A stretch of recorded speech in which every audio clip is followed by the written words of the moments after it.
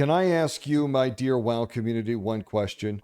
How much longer before we can go back to the World of Warcraft? You ask that question and people immediately say, what do you mean? This is what I mean. Are we ever going to go back to this World of Warcraft? Instead, we have to go from galaxy to galaxy fighting old gods and old demons and titans and all this shit. And you say, well, I like it. And it's like, fine, but how many more? How many more old gods? How many more portals and planets? How many more do we have to do before we can go back to the World of Warcraft? Hell, I'll settle for going back to Classic. We can just do a WoW 2 and start fresh. But the problem and concern I have about WoW 2 is in whose image?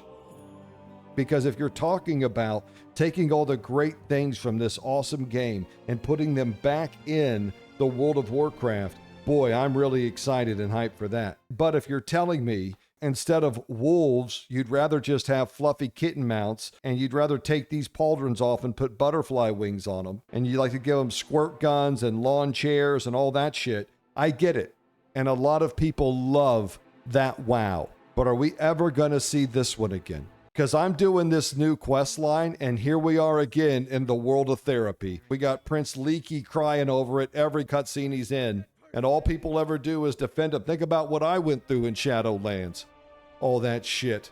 Porthia, the Captain Planet Zone. How much Torghast? Look, I get it. You love Zaloteth, you're all into the war, and you think it's amazing. Outstanding. I'm happy for you, okay? I accept that the world does not revolve around me, but you got to understand, this is the World of Warcraft that I fell in love with.